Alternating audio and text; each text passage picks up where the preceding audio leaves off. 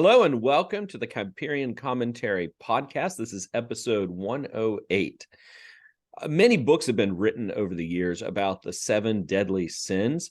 That is a list that's been around since at least the 5th century AD and has been added to and pontificated upon by many people. But most books you buy about the 7 deadly sins are devotional in nature, focused on individual personal virtue. Reverend Jack Phelps just recently published this book that he edited. It's a collection of essays about the 7 deadly sins, but this book focuses on the societal effects of these sins when a culture is rife with them, when a culture embraces them. And so I think it's a very timely book for us today because pretty much every sin in this book has been embraced by our culture wholesale. So Jack, it's great to have you here on the podcast and good to get to talk to you. Thanks, Rick. Appreciate being. Why don't you tell us a little bit about the impetus behind this book? I know in the introduction you said it had been a long time coming. What triggered it right now for you? Yeah, so in 1988, Otto Scott, who was a close friend of mine, was up here in Alaska speaking at a conference and then visiting us at our church for a few days. And he had just read Helmut Schuch's book Envy. And I had just finished reading Karl Menninger's Whatever Became a Sin, which is kind of an interesting sociological approach to the issue. And so we talked about those books, and that threw us into a conversation about the 7 deadly sins as a whole. And as you mentioned, one of the parts of that conversation were about the fact that these sins are deadly to society, not just deadly for individuals. And so we began to talk about the need for the church to recognize that more clearly. And that led to a decision that maybe we ought to put together a collection of essays on the topic. So shortly thereafter, we had a conversation with R.J. Rushdoony and asked him what he thought of the project. He said he thought it was a good idea, and he volunteered to write the chapter on sloth. And I'd already assigned Pride to myself and Otto Envy. And then it went on from there. We managed to corral a few other people to make contributions. And but then my situation changed, and the manuscript, most of the manuscript was completed by 1993 or 94. And then it just sat on my shelf for decades until Yuri discovered it. And actually, at that point, I was starting to shop it around, and Kuyperian Press said they wanted to publish it. So that's where it came from. But again, I think your point in your introduction is a very important one, is that we don't often enough consider the societal effects of these sins. And you're absolutely right. You can go through all 7 of them, and you see them becoming more and more prominent in today's world as we drift farther and farther away from any recognition of the value of the 10 Commandments, the importance of biblically based morality, and so forth. Yeah, so you wrote the chapter on pride, and we're just wrapping up Pride Month here in America. It's the only sin that gets a whole month. We don't have Envy Month or Lust Month or Sloth Month or Avarice Month, but we do have Pride Month. So I've heard it said, I've read various places that pride is kind of at the root of the deadly sins. Every sin partakes in pride. Would you agree with that? Would that be your take? Yeah, I do think that. In fact, Augustine agreed with that. I quote him in that chapter up to that effect. And it is interesting, not just in Gregory's list, which is the list we're familiar with, but Peter Lombard as well. Pride came first because they actually believed pride was the root sin of all others. So how would you define pride? Well, I think the best, most concise definition is simply that it is the putting of oneself above God. Essentially, it's self-worship. Now, obviously, there are gradations of that. But essentially, it's saying, I am the most important thing. I am the most important one, and I will satisfy myself. I talk in the chapter about Eve, right? So her sin was to be as God, which is exactly what the temptation was, and to choose right and wrong for herself. And you mentioned, Pride Month with respect to the sweeping effect of this sodomite behavior. It's really appropriate in one way for them to talk about pride, because they've made themselves the center of the universe. Yeah, and I think, Rushdoony mentions this in his chapter on sloth, but I think it applies to all of them. And I think it's really, first of all, neat to get to read some Rushdoony that hadn't been published before, but that's a separate issue. But he mentions that a lot of it has to do with Darwinian evolution. Sure. If you don't believe there's a God and there's a goal for which you were created, then you're God. You get to decide for yourself. So as far as pride in our culture, I get to be me. I get to define who I am. I am God. One thing I also noticed in the book, reading the different chapters by different people, is that there's a lot of overlap. It's hard to categorize these sins tightly, because you read the chapter on, for example, you read avarice, and you find, there's a distinction between avarice and envy, but you can't have avarice without envy. And I think even Otto Scott, in writing envy, he made envy the root of all the sins. He said every sin contains envy. Yeah. I think is there a way they're all connected, I guess. Right at the end of tied together. Right at the end of Otto's chapter, I think he actually makes that connection of all of them being related to one another. Sorry to interrupt you. Oh, no, that was what I was asking about, is how you think they're connected. And if you think we see that on a societal wide scale, sort of as one sin becomes prominent, you're going to find all the others as well coming along for the ride. Yeah, I think that's true. And you can see that in many of the aspects of the modern situation. There's this appropriation of language that the left has exploited.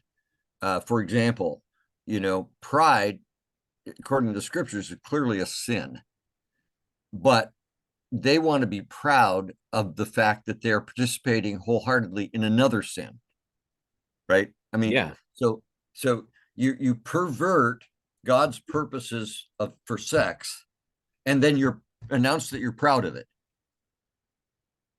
Yeah. And then, of course, as Otto points out, tyrannical leaders at the governmental level will exploit all these things for their own purposes. So there's a tremendous amount of avarice involved and pride involved in political leaders. In my chapter on pride, I talk about the Hegelian God state, and that's clearly an expression of pride, exalting yourself above all others. So, but what tyrannical leaders will do is they will exploit the weaknesses of these sins in other people. So, for example, envy is used to arouse the middle or lower class people to despise those who have what they don't have and seek to destroy them. Well, avarice and envy are clearly connected at that point, but they're being utilized by men of great pride to gain political power. Yeah. So we see that with the whole sodomite agenda and the transsexual agenda. All of that is being exploited by those who want greater political power. So envy is involved, avarice is involved, and they take advantage of the sloth of people. So the seven are clearly connected, which I think is why the list was narrowed down from 11 or 13, which it was before Gregory, to these seven. Yeah, that is an interesting history when you're seeing how we got this list of 7, and they do all seem to fit together. You may not find them in one place in the Bible as a list, but clearly experience shows that they all do end up together. And they all start out as heart attitudes before they break forth into individual sin, which then breaks forth into societal sin, right? Yes. Yeah. Augustine says that about Eve. She wouldn't have taken the act if there weren't already an inclination to sin in her heart. Yes. So what do you think about on the right? On the left side, we can definitely see, welfare state, socialism, LGBT stuff, the pride and the avarice, and especially the envy being leveraged for political power. Do you see that on the right-hand side, the Republican side as well? Yeah, you do. Of course, we make a mistake when we think we can group all Democrats together or all Republicans together or all libertarians together. They bleed over into each other. Mm-hmm. But Howard Phillips, who was a friend of mine, long passed away now, but he said one time to me that the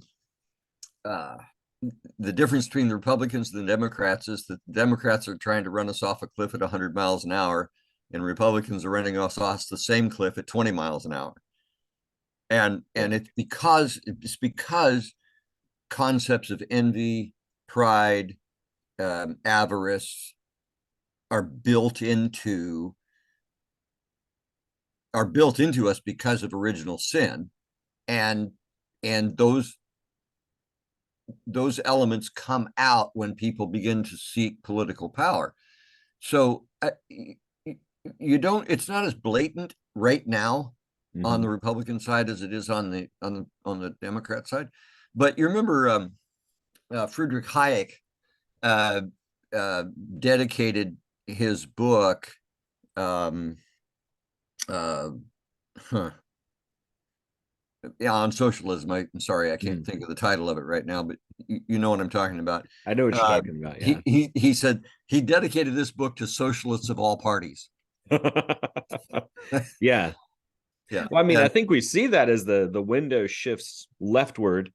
Even now, you've got certain Republican politicians who are saying, we support LGBT rights, and we're not bigots. Those are, so you see that shift happening in real time as the right takes up not only the tactics, but also the ideals of the left too, to some extent. Where all we're concerned about is now economic conservatism, and everything else goes out the window. Yeah, it's interesting because I mentioned a few minutes ago about appropriating language. And this is one of the problems I see with Republicans is they have knelt to the left's effort to rewrite the English language to suit their agenda. And it affects us in a number of ways. Dwight Murphy, in his quartet of books about the growth of socialism and liberalism in America, he essentially says that the left appropriated the word liberal and completely turned it on its head, and now it is simply a euphemism for socialism. Now, so because liberalism originally is associated with the word liberty. Yeah. And obviously the tyrannical ideas, the Leninistic ideas of your modern liberals are anything but related to liberty. But we see it also with the term gender. Robert Bork, in his book Slouching Towards Gomorrah, talks about the origins of using the word gender to refer to sex. And it goes back to a feminist conference that was held, I think, in Tokyo decades ago, where they very plainly said, we want to shift the narrative. We want to talk about gender and not about sex, because sex is biologically defined. There are only two sexes. We can't have that. Yeah. We have to get people to realize it's gender, not sex, because there's at least 7 definitions of that. And this was purposely done. Bork documents it. So, and we've done the same thing with gay, for crying out loud. there's not a darn thing gay about being sodomite. Right. But yet the Republicans will use that term. They'll use gender. They'll use gay. They use all these words that have been twisted to promote an agenda. And I've told my men here at the church, we have to stop letting them set the vocabulary. Let's not talk about, when we mean sex, say sex, don't say gender. Gender, of course, gender, as it's actually a grammatical word, a grammatical term. Nouns have gender, not people. Yeah, right, exactly. We can have 3 genders in English. Yeah. We can have 3 genders in Greek, but they're only 2 sexes. Exactly. Yeah. Orwell makes that same point, in his writing again and again. He was a socialist. And so he wasn't obviously the great defender of freedom we think of him as, but he talks about language. We think of it as a natural thing that naturally develops, but language is a tool. It's a tool that we're in control of. And whoever controls that language controls the culture. They can shift that. That's exactly right. And that's what's happened in our country, particularly in my lifetime. I'm in my 70s, so I've seen a lot of changes over the years. But that commanding the language, you command the culture. And we see this in lots of areas. In the environmental movement, dealing with things like forest management, or the term fossil fuels. Think about that. It's a prejudicial terminology. Mm-hmm. Now, it's hard to find a broad basket type word to incorporate all the various naturally occurring fuels that we have. So it's a more natural way to fall into that, but it's in a sense prejudicial, because it implies great scarcity where there is no scarcity. Yeah, it's interesting. I did my undergraduate work in geology, and I remember way back. I started college in the late 60s, and I remember reading an article by a female geologist, in which she was saying, we're not so sure that oil is all old. Mm. She was postulating the possibility that it's actually being created by the earth today. Now that was revolutionary thinking back then. Now there are a lot of geologists that believe that oil is continually being made. It's just not the result of decaying dinosaurs. Yeah. So again, that's another minor example of how using the language, in twisting the language to suit an agenda, affects the way we think. And the reason I bring all this up at this point is you asked about Republicans. Yeah. Right. If they haven't completely surrendered, they've ceded important ground to the left. Well, I think Republicans are really good at losing even when they win. In my experience, I've seen that. Good example of that is the first 2 years of Trump's administration, right? They controlled all three, both legislative branches and the White House, and didn't get a darn thing done. Yeah. They fought him. I was talking to a guy last week who's local here in Lynchburg, does a lot of political organizing and campaigning. Mm-hmm. But we've even seen examples of that, where you'll get a majority conservatives on the city council way outvoting the liberals, and yet they don't get anything done because they're locked in the mindset that, well, we have to have consensus and we all have to agree and we all have to move forward. But their counterparts don't see it that way. When they have the majority, they just do things. Getting back to the idea of sins, though, these concepts, this perversion of language has crept into culture for 30 years at least, probably even more, but really rapidly since the 90s, I would say, is when you really saw the big push to use gay differently, redefine words. And that's happened on a societal level. You've been a pastor for 40 years, right? Well, I've been pastor of this church for 39. I actually started pastoral work about 48 years ago. Okay, so a long time then. How have you seen the effect of these changes in society with regard to sin. How have you seen that in a local church level? Yeah. Generational, from one Yes. generation to the next. Yes. Well,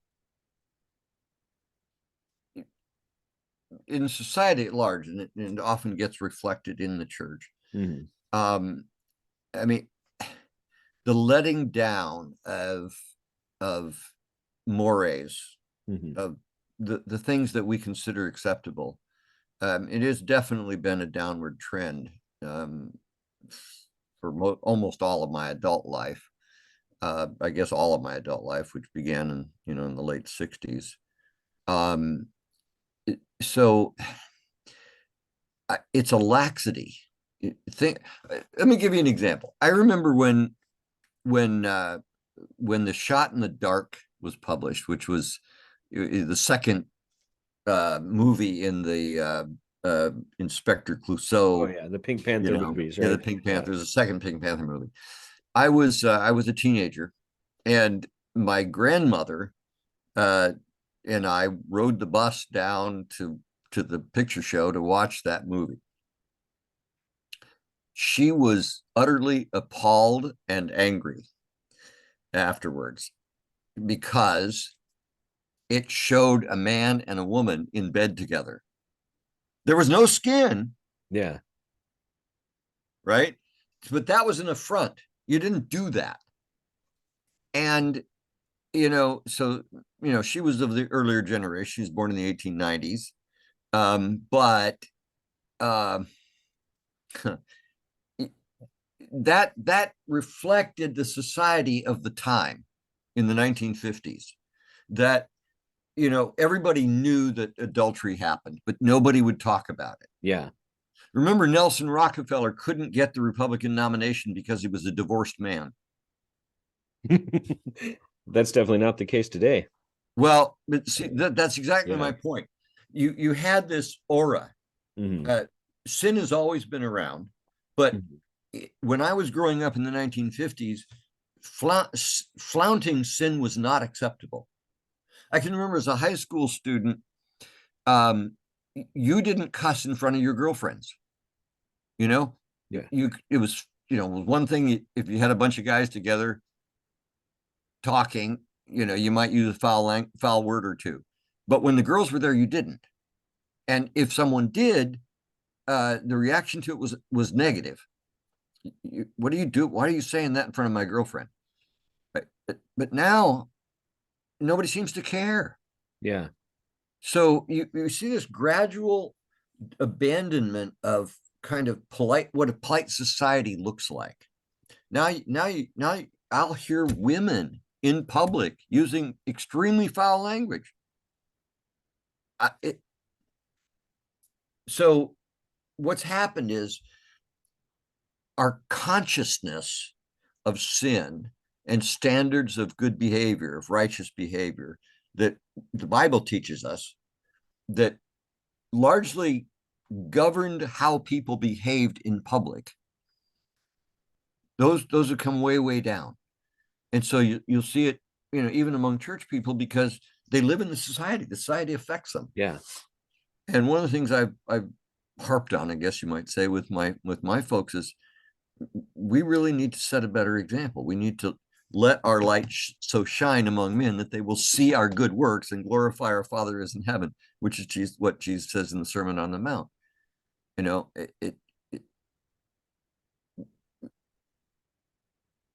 Christians have to say, look, it may make me look like an oddball, but we have to start standing up for what Christian society should look like. Yeah. And of course, what has happened so much to so many churches is instead of the church affecting the society is affecting the church. Yeah. I think it partly comes down to that, not wanting to be an oddball, because I remember, I was a kid in the late 80s, early 90s, and you had James Dobson, who was issuing all sorts of warnings about television content. Christians, watch out what your kids are doing. And by the time I was in college, I looked at that and I thought, how silly that he thinks that having a gay character for comic relief on a sitcom would affect anything. 20 years later, looking at it, well, he was right all along.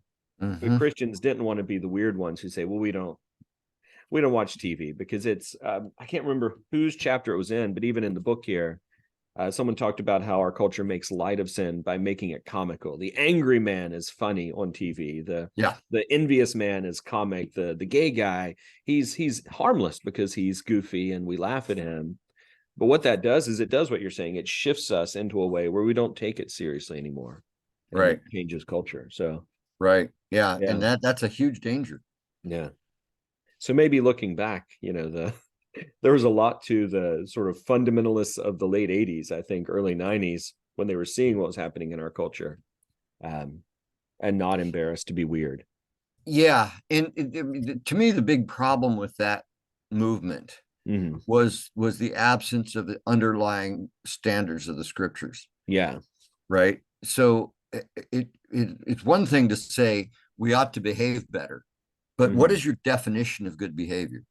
And it troubles me a great deal that many in the church today, including in our own denomination, downplay the importance of the Ten Commandments. Yeah. And we ought not do that. And in fact, I think they have an important role to play even in our liturgies. God's people need to be reminded that there are standards of morals, standards of behavior, and they're defined in those 10 words. Yeah. Well, I think it's, one thing we do at our church, and maybe you can speak to this. I don't know what your church worship is like, but we will, every few months, we will spend a month singing the 10 Commandments after the confession of sin and assurance of pardon, which is contrary to what a lot of Presbyterian churches would do. They would say confession of sin is only before, 10 Commandments is only for confession of sin and point out your sins, versus let's do it after the assurance of pardon to show that this has continuing relevance for your life. You're forgiven by Christ. Now, this is the standard by which you're to live. How have you seen that in your experience? Does your church do things like that? No, it's an interesting point. And to tell you the truth, I think it has a role in both places. Because as Paul said, the commandments are given to teach us, to lead us to Christ, to show us that we have need of forgiveness. So we actually use the commandments leading up to this, the confession of sins and the absolution. Yeah. But we also make reference to them at the table. Okay. Usually, though, with the Christ summary. Love the Lord your God with all your heart, soul, mind, and strength, and your neighbor as yourself, right? Right. Now, why do that? Because, as you point out, they have a schoolmaster use. They bring us to recognize our need for salvation, but they are also our guidance.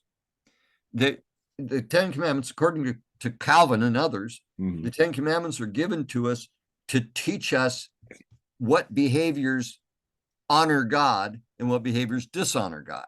Right. In fact, I go into that quite a bit in Appendix B in the book. Yeah. And I quote Calvin and John Murray and Martin Luther. In fact, Martin Luther's 1535 commentary on Galatians is excellent on that topic. Yeah. And contrary to a lot of Lutherans today, Luther did have that third use of the law in his writings. You can't miss it if you read it. So I think that's quoted good because I think a lot of the Reformed world has reduced the law to just the first use of the law, which is to convict you of sin. That's very important. But there's also the civil use where we apply the 10 Commandments to society to restrain sin, which we've totally lost. Right. And then the use that says this is a guide for you as a Christian, how you may please God in your life. So that's absolutely correct. Good stuff. Yeah. Yep. Well, our time is ticking away here, so I'm going to have to wrap this up. But it was great to meet you, Jack, and nice to meet you, pick Rick. Your brain and hear from you. Yeah. So for those watching, the book is The Devil's Diet. You can get it on Amazon, published by Kuyperian Publishing. Go check it out. And Jack, thanks for spending time with us today.